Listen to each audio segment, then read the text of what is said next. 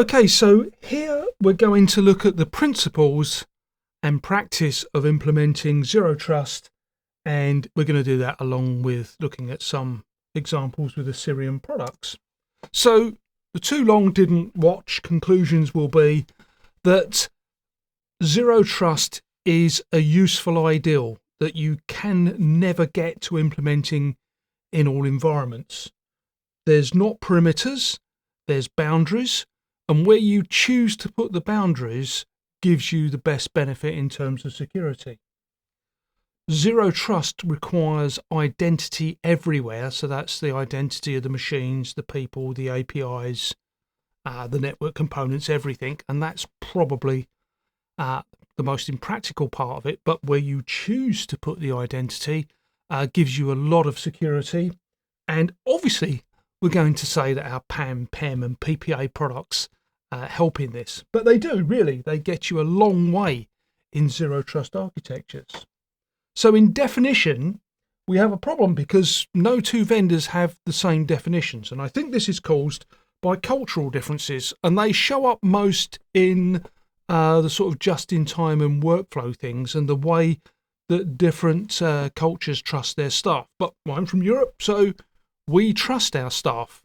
So for us, I think we need to switch the issue to what is the real problem, which is the latent threat of the privileged and privileged accounts that our users are using. So maybe the thing to do is to say, look, as users and sysadmins and DevOps and all the rest of it, of course we trust you, but you need to understand that these privileged accounts that you're using on systems are very dangerous if they get into the hands of our adversaries and they use them to do things on your behalf that you really didn't mean. And we do need to accept that networking has become so complex that an IP address giving you the location of a client or a server is meaningless these days. NIST 800-207 gives us a good definition of Zero Trust. And apart from talking about no perimeters and things like that, it has a couple of key elements that are worth bringing out. One of them is that authentication and authorization are different things. So authentication is about the identity of users, and authorization is what they can do on your systems and applications and all the rest of it. In fact, authorization is not just about the users, it's actually about clients and it's about APIs and things like that. So the base principle is trust but verify, and then get on with various sessions and transactions and things that you were likely to do. To go into identities a little more, identities are about the people, the machines, the APIs, the systems, and it is about authentication providing identity and authorization granting privileges. And in Zero Trust, there is always this thing that nothing's going to happen until you've proven those identities. So if you take it to its logical extreme, it means that you have identity for everything, which means that you've got certificates all over the place. But identity for people is very much helped by multi-factor authentication, because with multi-factor authentication dropping in, you can really get high quality confidence in the identity of your users. Of course, third parties might have their own identity providers, and if you're using something like SAML, that means that you can take advantage of that. You can say, you know, if my third parties have got an identity provider and I can check an identity against that provider, I can have confidence that they're really coming from that third party. So because Zero Trust means that everything has to provide an identity to everything, what happens is that you can see that you'll spend an awful lot of time working between all of these elements. And this is where Zero Trust can get a bit of a bad rap, because if identity has to be proven for the caller, the callee, the system, the user that's initiating it all for every single function call, you'll spend more time checking security than you will getting any useful work done. But if you switch it around and use the castle and moat approach and say, well, actually, we've moved the boundary out to the perimeter of the organisation, you've got no real security. So, to get zero trust actually implemented, the size and position of your boundaries is really important. So it might help you to think in terms of departments, functions, and legacy systems. And we will come back to legacy systems. So with boundaries, the thing is that when you put in a boundary, you're saying that within the boundary, you don't need to prove your identity all the time. But when you cross the boundary, you need to provide an identity. And that's because it's impractical to give every single part of your app an identity. And it's impractical in sometimes to give every single workstation on your network an identity. But you could have policies that work with partial identities, which say, look, if the user that wants to use this service has had their identity well proven, we don't also need the identity of the laptop or workstation that they're coming from. And just thinking about ourselves and any DevOps people, if you're writing applications, you might want to think of having a kind of zero trust of the operating system around you, because that could be compromised. So you might want to think about how you're layering your own security in your own development so that things that are underneath you, like malware in the operating system, can't grab things like credentials or can't do things on your behalf. So, looking at this slide, what we're saying is that the boundary, if you like, is at the server or application level, the boundaries at the workstation level, and the boundaries particularly at the cloud level. And at the cloud level, you really do need a wide range of identities. You need the identity of the user, and you definitely need the identity of the service coming back so that the user can be confident that there's not a man-in-the-middle attack going on. Some of the things that are hard to answer in all of these cybersecurity posture sort of studies that you go through is they say, well, you've got to define what your critical assets are. And if you ask anybody in your organisation, you're going to get a different view of what your critical assets are. But I'm going to suggest a bit of a pivot here. I'm going to suggest that everything that you've got that is a critical asset is accessed via a privileged account. So if you switch your focus to your privileged accounts, then you can see that protecting privilege or privilege and privileged accounts is the core of getting a zero trust architecture working. It is very important to note that you cannot remove legacy. Well, maybe you can. Maybe if you are Google and everything's new and everything has to be that way, you can get rid of legacy. But if you're like our customers, like the NHS that have MRI machines, X-ray machines, electron microscopes and things like this, these machines, plant machinery, test equipment, cost an absolute fortune.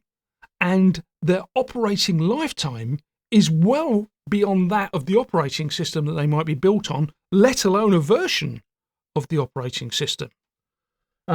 So what the CISO or security person is calling legacy, the rest of the organisation is looking upon as an asset that still needs to keep delivering because of the expense of replacing it. But it's always important to understand that these legacy systems with old software are acquiring vulnerabilities along the way, because the adversaries are getting the chance to study them, realise what the weaknesses are, and if you can't keep this thing up to date all the time, then it will have vulnerabilities that people can get a wedge into.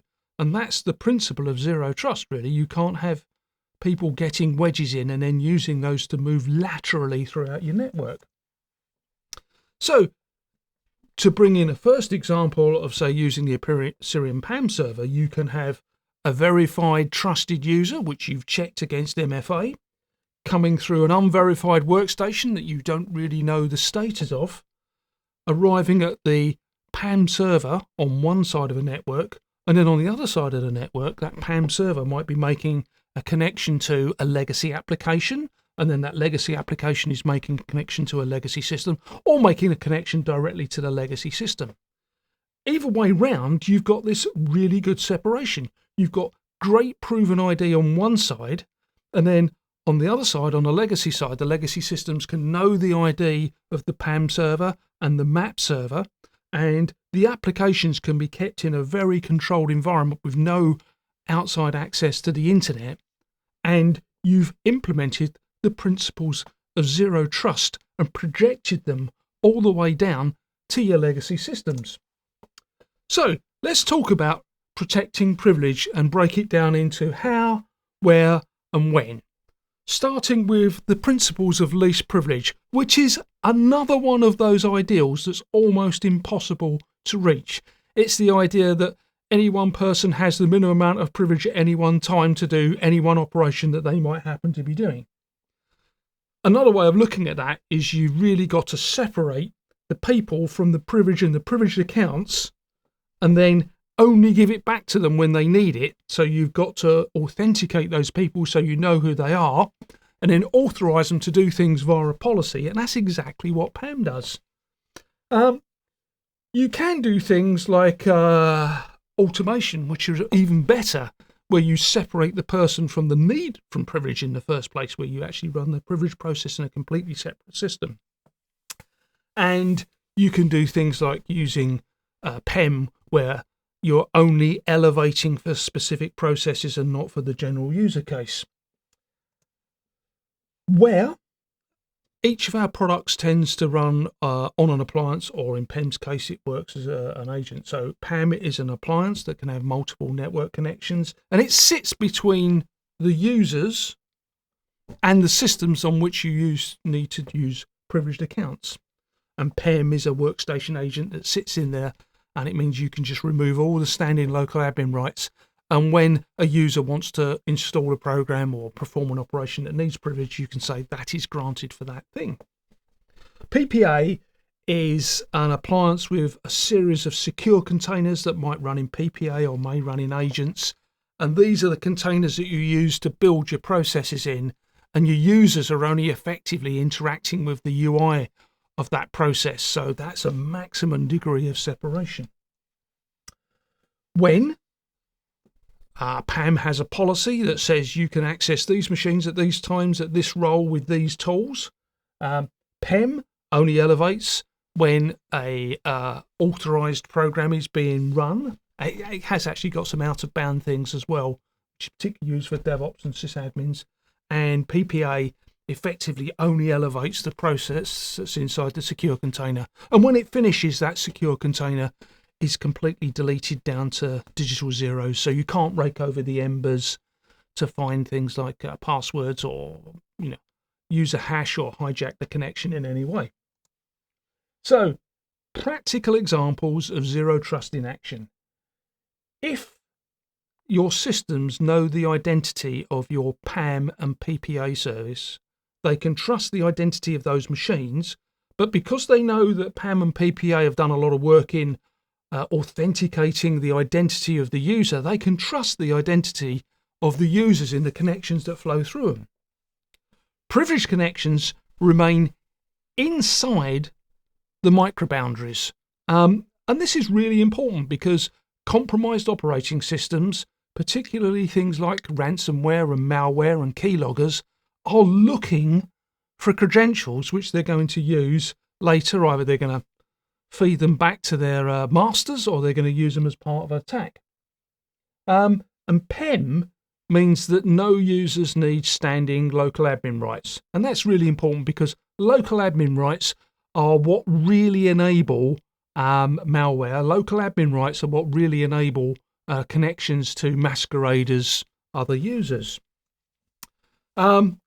This is a little look at the architecture of PPA, which is interesting in that you can use kind of Docker-like containers within the PPA, or if you need to use the features of, say, the Windows operating system or Linux operating system or an external application, you can build an agent that has that application and that API on, and then you can put your secure containers on that, and then it can bridge the gap, which gives you an architecture that looks like this, where once again you've got the verified user coming through the unverified unknown workstation into the PPA appliance, and then the PPA appliance then requesting that the process runs in a secure container in an agent with all the prerequisites on to talk to the system or the legacy system, and everything remains tightly controlled within that boundary. So the journey for getting these best parts of zero trust practice into your network is PAM and PEM first, because that way you're taking out the privileged access problem and you're taking out the too much privilege on the workstation problem. Then you can move on to identity and using MFA, which will increase your confidence in the identities that you've got. Then you can fully remove local admin rights, which will get you a long way to controlling the excesses of the worst malware that's out there. You can then get your systems and applications to start trusting the PAM and the PPA certificates. You can move on to automation, and moving on to automation gives you a lot more than security benefits. It gives you a lot of consistency, it gives you speed benefits, and it gives you a great deal of auditability, actually.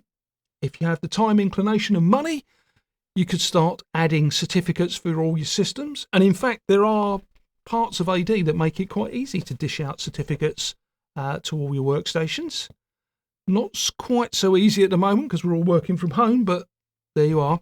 And of course, it's always important to syslog all the data and do the analysis of it.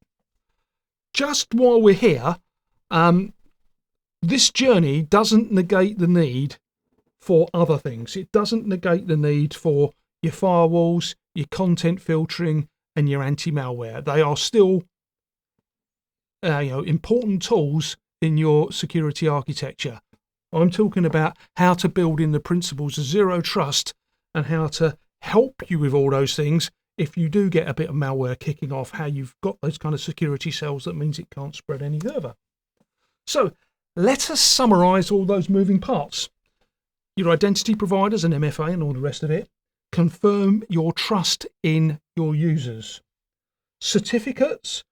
Confirm your trust in the other moving parts, the APIs, the systems, the workstations, network components, and all the rest of it.